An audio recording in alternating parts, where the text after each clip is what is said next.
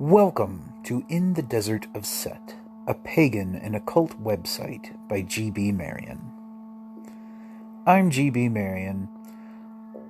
I write about life as a polytheist in contemporary times with random, long-winded detours into ancient history, classic horror movies, and all kinds of other fun stuff.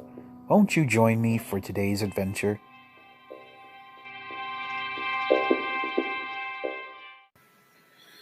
If you'd like to read a free electronic print copy of the following recording, please visit desertofset.com. Aberamentho, Set, Yahweh, and Jesus Christ. Growing up in Protestant America during the 20th century, I was trained to view any divinity apart from the biblical God as either a false idol or the devil.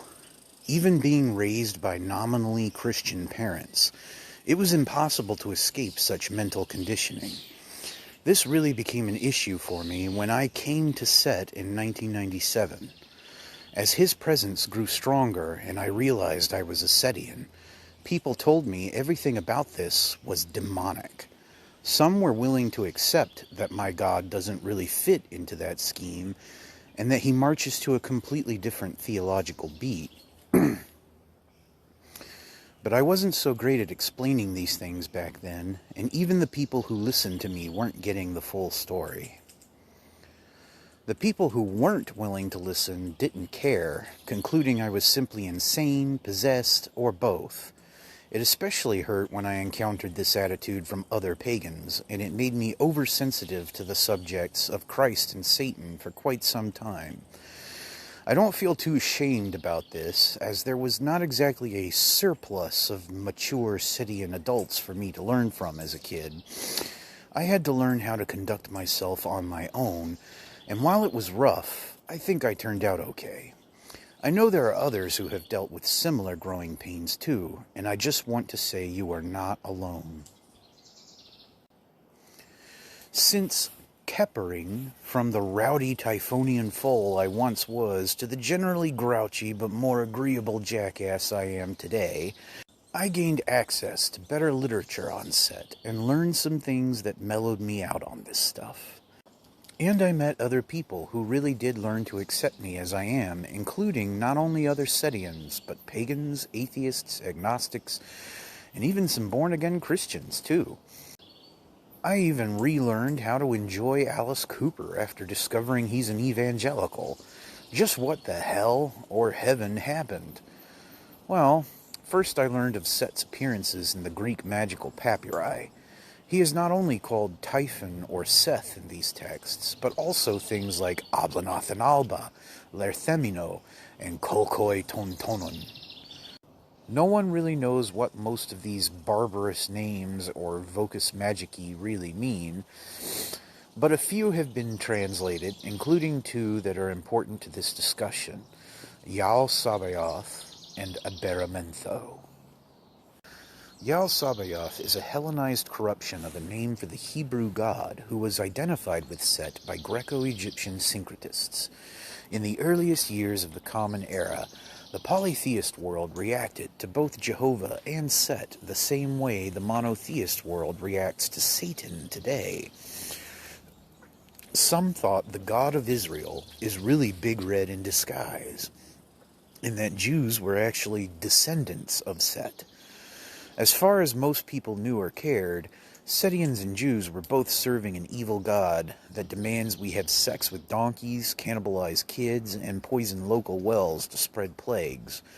This is one of the earliest records of blood libel, or the accusation that a minority community is committing ritualized terrorism and/or child or animal abuse. This trope shaped not only the European witch hysterias, but also contemporary urban folklore like the Satanic Panic.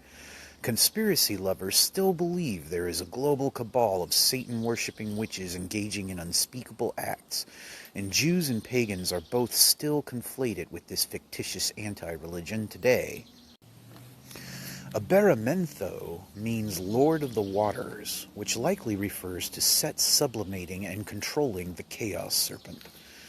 Yet it also appears in the Pistis Sophia, a Gnostic text that was contemporary to the Greek magical papyri and the New Testament, as a name for Christ. It likely refers to St. John's belief in Jesus as the Logos, the mystical Word, which was with Yahweh before Genesis begins. In a similar way, I feel that Set and the other Necharu were all with Ra at the dawn of time. I think Set is the aspect of Ra that empowered them to Keper in the first place, starting the cosmic chain of transformations that is creation. Two savior gods who both pre-existed the universe and who are both vital to how the cosmos functions. And then there's the Alexamenos graffito, scrawled on a wall to shame a Roman soldier for being Christian.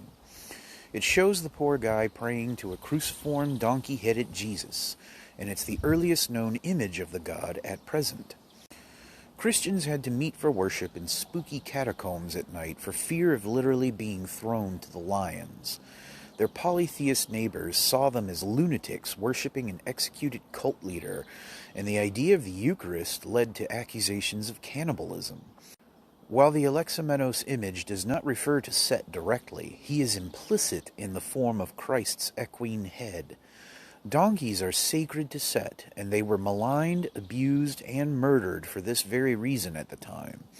So to draw someone with a donkey's head was to vilify them, not unlike drawing someone with goat horns today. The graffito spooked me when I first saw it, for I had seen a vision that closely resembled it during one of my earliest Sabbath rituals back in 1998. I would stay up late on Friday nights, quietly invoking Set, playing some metal for him and talking to him through the night. Sometimes I meditated, and on one occasion I saw Big Red in a loincloth, being crucified by an angry mob. He had a Shah's head, not a donkey's, but he was being nailed to a cross just the same. For years, I thought this was just some brief artistic fancy. But while the Alexamenos graffito is not an exact duplicate of this vision, the resemblance was immediate and very shocking to me when I finally saw it in late 2007. I remember having to sit down, in fact, and someone asked me if anything was wrong. "No, man, my head is just exploding." There have even been times when Set and Jesus seemed to intersect for me in bizarre ways. My mother-in-law was a deeply religious, born-again Christian, and she had trouble making heads or tails of my belief system when we first met. But years later, when she was hospitalized for an injury, she had an experience with Set in her hospital bed. After that point, she and I shared a special bond where it was like Set and Jesus could be buddies through us. When she passed away in 2015, my ma-in-law asked me to pray for her. I told her to go with Jesus to his heaven, and I asked Set to clear her path of all obstacles. It was not exactly a pleasant event to experience, but it was very sacred, to be sure. I am not a fan of how Set is usually treated in most Satanist literature I've ever seen. The scholarship is usually both sloppy and full of confirmation bias. Every effort is made to prove that Satan came from Set, and nothing is ever mentioned about how Set was also identified with Yahweh and Christ. I've had people get really upset at me for even mentioning these things as well. They don't want Set to be a multifaceted god who can get along with either Jesus and or Satan whenever he might feel like it. They just want him to be a fallen angel in Egyptian drag. But this overly dualist mindset is completely alien to the Egyptian way of thinking. Set does not play by Christian rules, Satanist rules, or Marvel Cinematic Universe rules, and it's not his problem if anyone else is upset by this, nor is it mine.